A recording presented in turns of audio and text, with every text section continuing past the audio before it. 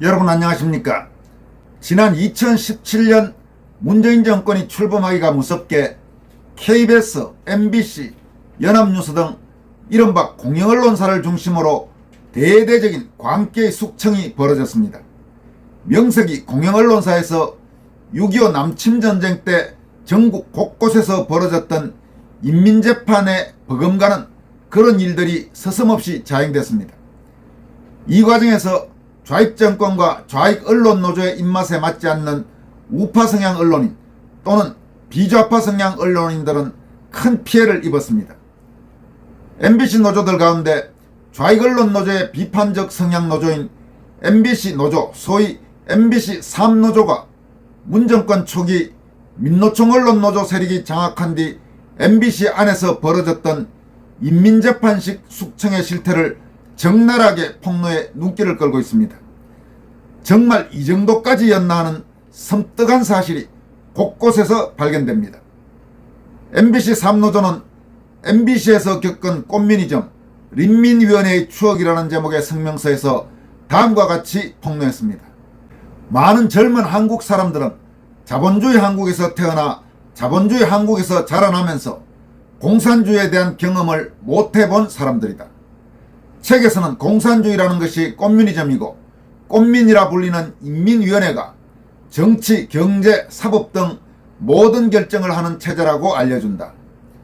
인민위원회라. 6.25 전쟁 때 남한마을을 점령한 인민군은 지역마다 인민위원회를 구성해 지지와 지식인들을 색출하고 이들을 마을 사람들로 구성된 인민재판에 넘겼다. 인민재판에서는 검사와 판사, 변호사가 나누어져 있는 것이 아니고 인민군의 군정위원이 주도하여 재판부를 구성하고 인민들 앞에서 그 죄상을 탄핵한 뒤 죽창질로 즉결 처형을 하였다. 많은 사람들이 그래서 과거 사또 재판과 같은 규문주의 재판이라고 비난하고 있고 이를 많은 사람들 앞에서 사회적 처벌과 함께 단행하기 때문에 그 공포스러움은 극에 달한다고 평하고 있다. 보통 인민위원회가 장악한 마을은 많은 사람들이 붉은 완장을 차고 다니고 마을 곳곳에 혁명을 부르짖는 포스터가 붙어져 있다. 그러한 모습, 2017년 12월 최승호와 언론노조가 장악한 MBC의 모습이 바로 그러했다.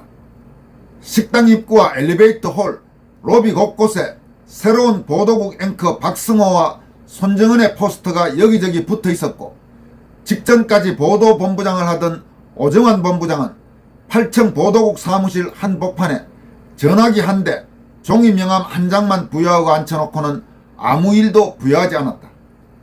보도국장을 하던 문호철 국장은 날씨 중계차 PD를 맡겨 새벽마다 출근하게 하였고 배현진 앵커는 난방도 안 되는 조명창고에 유폐시켰다. 과거 김장겸 사장 때 특파원을 다녀오거나 좋은 보직을 했던 언론노조원 기자는 파업에 나선 동료 기자들 앞에서 반성의 맹세를 하고 이후 최승호 사장이 들어서자 감사국으로 발령받아 파업 불참 기자들을 조사하여 해고하는 일에 투입되었다. 이들은 인민군 앞잡이처럼 더 가혹하게 경력기자 채용과 관련한 비리 여부를 캐물었다. 이들은 파업 불참 기자 몰아내기 계획을 세우고 실행에 옮겼는데 그 첫 번째가 정상화위원회라는 조사기구의 발동이었다.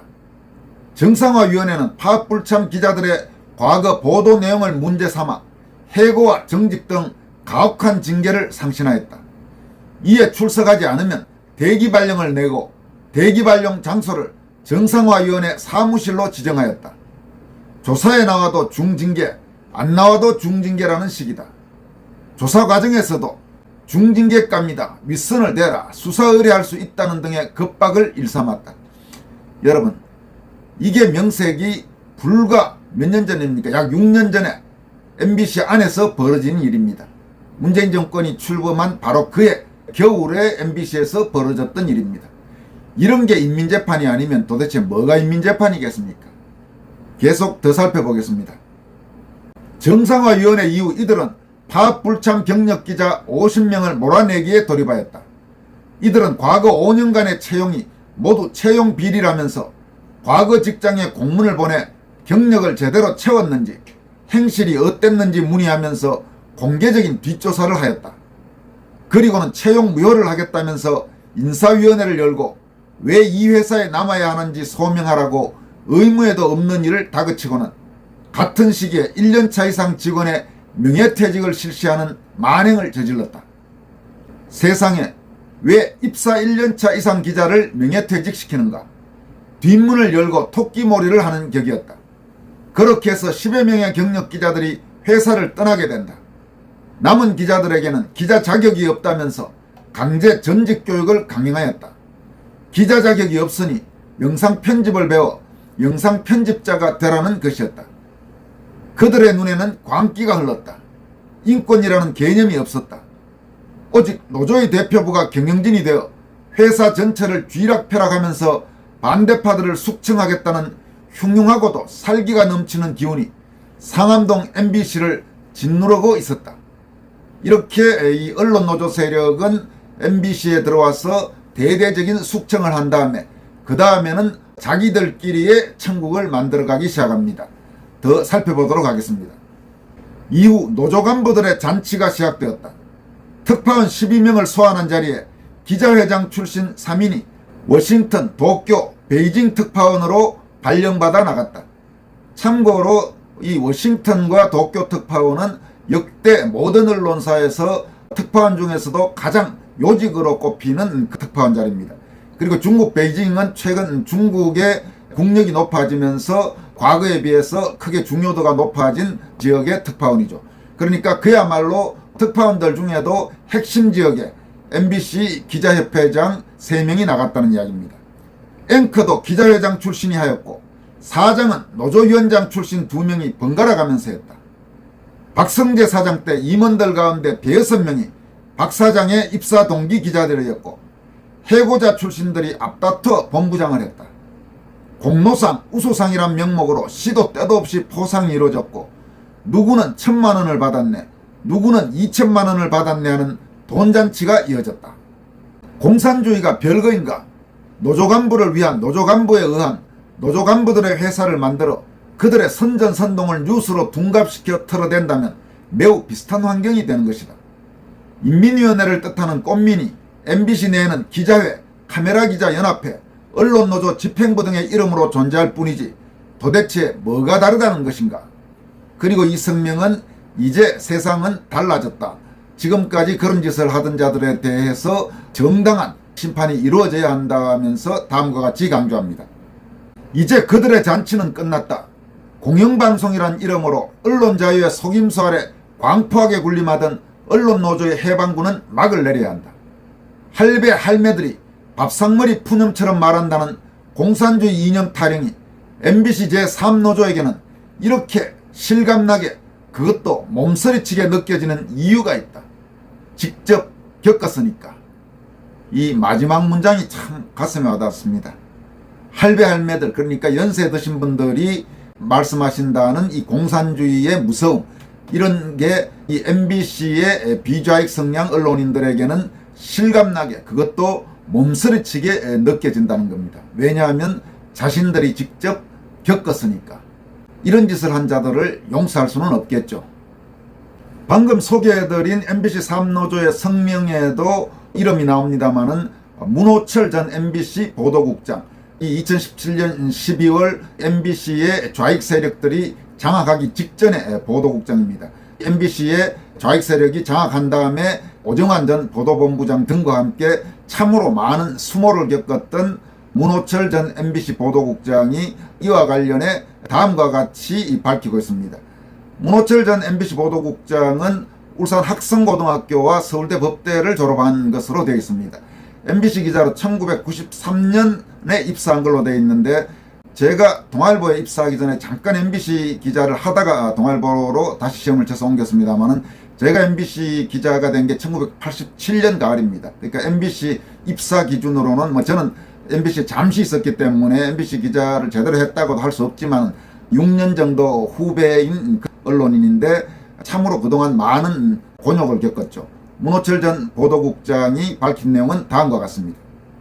2017년 11월 2일 방송문화진흥회 문재인 정부 임명 이사들은 고영주 이사장에 대한 불신임안을 통과시켜 이사장직에서 끌어내렸다. MBC 언론노조의 극악스러운 집단 위력으로 당시 야당 이사들을 내쫓고 문재인 정부 여당 이사 우위로 방문진이 개편된 지 불과 사흘 만이었다. 그리고 11일 만에 김장겸 사장은 해임됐다. 민주당 방송장악 문건 로드맵에 따라 착착 회속으로 진행된 방송장악이었다. 2023년의 풍경을 보자. 권태선은 자신에 대한 방통위의 해임을 뒤집은 서울행정법원 김순열 행정 5부장 판사 결정이 나오자마자 눈썹 휘날리며 MBC 대주주인 방송문화진흥회 이사장실로 복귀했다. 판대소를 만면에 담은 모습을 보며 떠오른 장면이 있다. 작년 10월 이사장 자격으로 국회에 출석한 권태선의 눈물이다. 너무나도 심각한 MBC 내부 갈등 구조를 해소하고자 하는 간절한 소망으로 방문진 이사를 지원했고 불행한 과거가 반복되지 않도록 노력하겠다고 말하다 갑자기 울음을 터뜨렸다. 이런 권태선은 민노총 언론노조의 정치 파업에 불참했다는 이유로 온갖 모멸과 수모를 당하고 있는 직원들의 고충을 들어준 적이 한 번도 없다. 2021년 8월 방문진 이사장에 취임한 이후 MBC 안에서 자행되고 있는 언론노조 위원장 출신 사장 경영진의 부당노동 행위에 대해서도 눈감아왔다. 권태선은 한겨레신문 출신의 아주 전형적인 좌익 언론인입니다. 이런 권태선이 지금 온갖 좋은 자리를 다 해먹었죠. 지금까지 방문진 이사장을 포함해서. 이런 권태선이 그동안 어떤 짓을 해왔는지는 아는 사람은 다 알고 있죠. 방문진 이사장으로도 했던 짓이 너무나 명백하게 좌익 성향 그런 일들만 계속해 왔는데 지금 들어와서 딴소리를 하고 있는 겁니다. 문호철 전 MBC 보도국장은 이어서 다음과 같이 밝히고 있습니다. 이른바 적폐국장들이 수년째 주차권을 팔고 음반 가사를 받아 적고 있다. 마이크를 빼앗긴 채 아르바이트생이 해왔던 스크립트 일을 하고 있는 기자가 수십 명이다. MBC 강남 사옥에서 언론노조위원장 출신 사장과 임원들로부터 호화 만찬을 접대받으며 희낙낙했던 권태선의 눈물은 악의 눈물인가? 그는 20대 대선 이틀 전 제2의 김대엽 사건이라 할 추악한 돈거래와 얽혀있는 뉴스타파 보도를 뺏겨선 MBC의 조작뉴스, 가짜뉴스 대서특필을 수수방관했다. MBC에 대한 관리감독 의무 유기였다. 올해 초 신임 사장 선임 과정에 현 안영준 사장에 대한 비위 의혹 제보를 무시하고 사장 임명을 강행했다. 신임 사장에 대한 전례가 없는 MBC의 특별감사 결과에도 눈감았다. 특별감사 결과 보고서를 봤다면 도저히 사장을 임명할 수 없다는 게 당시 감사를 실시한 MBC 감사국의 판단이다. 방문진의 사장 선임 과정 중 이미 그에게 주식 무상 취득 의혹을 받았던 안영준 사장은 결국 경찰 수사를 거쳐 검찰에 송치되었다. 방문진 이사장의 이런 행태가 아무 문제 없다는 결정을 내린 현재 대한민국 사법부는 아무 문제 없는 것인가? 방문진과 MBC 경영에 막강한 권한을 휘두르며 주도해온 권태선에게 재판부는 중요사항의 결정에 관해서는 이사회 구성원 중 1인의 의사로서 지분적인 의사결정 권한만을 행사한다라고 판시했다. 이사장은 이사 중 유일한 상근직으로 다른 비상근 이사들과 영향력과 책임에서 큰 차이가 나기 때문에 단순히 n분의 1의 권한을 가진 자리가 아니다. 재판부는 이런 사실을 몰랐는지 아니면 알면서도 인용 결정을 내렸는지 묻고 싶다. 몰랐다면 재판부 결정의 근거에 중대한 흠결이 있는 것이고 알았다면 법률과 양심을 따라야 할 판사의 의무를 저버린 것이다. 강규영 전 KBS 이사나 고영주 전 방문진 이사장의 전례와 비교할 때 법리적으로 180도 다른 결정을 내린 것으로 형평성과 법적 안정성, 신뢰성이 의심받고 있다. 그러면서 문호철 전 보도국장은 권태선 또 이 권태선을 비호하는 결정을 내린 서울행정법원 김순열 판사를 통렬히 질타하는 것으로 글을 마무리합니다. 국가기밀을 취급하는 대통령실의 조직도와 명단을 공개하라는 판결을 하고 대통령 집무실 100m 이내 구간에서의 시위대 행진을 허용해 편향성 논란이 있었던 재판부에 이번 권태선 건이 배정된 것은 우연이었나 의도적이었나. 오죽하면 임기를 20여일 앞둔 김명수 사법부가 마지막으로 이 정권에 죄를 확 뿌리고 간다는 말도 돌고 있다. 해임안에 반발해 공영방송의 주인은 정권이 아니다라는 손팻말을 들고 항의하던 권태선의 내로남불과 결과적으로 이에 호응해주는 결정을 내린 서울행정법원 행정 5부장 김순열 판사를 기억하겠다, 이렇게 강조했습니다. 여기까지 하겠습니다. 고맙습니다.